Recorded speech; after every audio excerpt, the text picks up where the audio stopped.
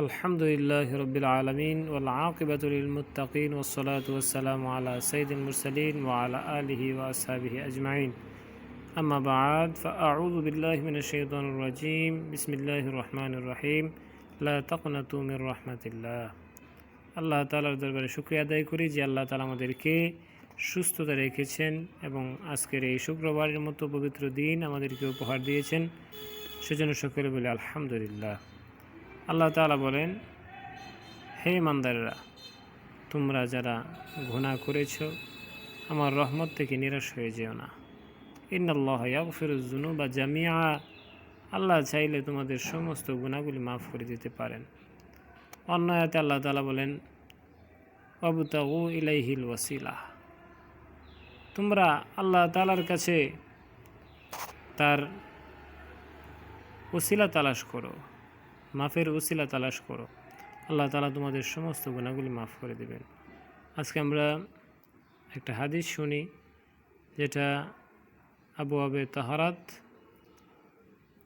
পবিত্রতা অধ্যায়ের আল্লাহ তাআলা ওযুর মাধ্যমে সমস্ত গুনাহ যে মাফ করে দেয়, ওযুর ওসিলায় আল্লাহ তাআলা যে বান্দার সমস্ত গুনাহগুলি মাফ করে দেয়, এই সম্পর্কে আমরা একটা হাদিস শুনি। বাবে মাজা ফি ফাদলিত তাহুর حدثنا إسحاق بن موسى الأنصاري حدثنا معان بن عيسى حدثنا مالك بن أنس وحدثنا قتيبة عن مالك عن سهيل بن أبي صالح عن أبيه عن أبي هريرة قال قال رسول الله صلى الله عليه وسلم। আবু হুরায়রা রাদিয়াল্লাহু তাআলা আনহু হইতে বর্ণিত, তিনি বলেন, রাসূল সাল্লাল্লাহু আলাইহি সাল্লাম বলেছেন, ইজা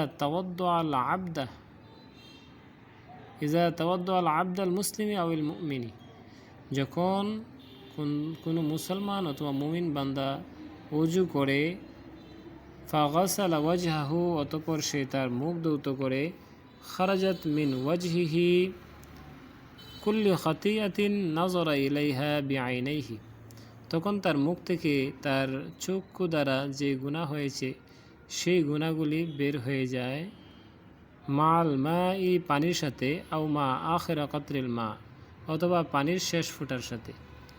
সুবহানাল্লাহ। আও নাহওয়ি হাযা, অনুরূপভাবে অন্য গুনাহগুলো। ওয়াইজা গাসালা ইয়াদাইহি খারাজাত মিন ইয়াদাইহি কুল্লি খাতিয়াতিন বাতাসাতহা ইয়াদাহু, যখন সে তার হাত ধোয় তখন হাতের গুনাহগুলো বের হয়ে যায়, মা আল মা, পানির সাথে, আও মা আখিরা কাতরিল মা, অথবা পানির শেষ ফোঁটার সাথে, হাত্তা ইয়াখরুজু নাকিয়া মিনাজ যুনুবি, অতঃপর সে গুনাহ থেকে সম্পূর্ণরূপে পবিত্র হয়ে যায়। সুবহানাল্লাহ। قال আবু ঈসা হাযা হাদিসুন হাসানুন সহিহুন, এই হাদিসটি হাসান এবং সহিহ। সুবহানাল্লাহ। অর্থাৎ মুমিন বান্দা যখন ওযু করে, মুখে পানি দেওয়ার সাথে সাথে তার চোখের দ্বারা যত গুনাহ হয়েছে আল্লাহ তাআলা সমস্ত গুনাহগুলি ওযুর পানির সাথে অথবা ওযুর পানির শেষ ফোঁটার সাথে আল্লাহ তাআলা মাফ করে দেয়। এরপরে হাত ধোয়ার সাথে সাথে হাতের দ্বারা যত গুনাহ হয়েছে আল্লাহ তাআলা হাতে পানি দেওয়ার সাথে সাথে তা মাফ করে দেয়। সুবহানাল্লাহ।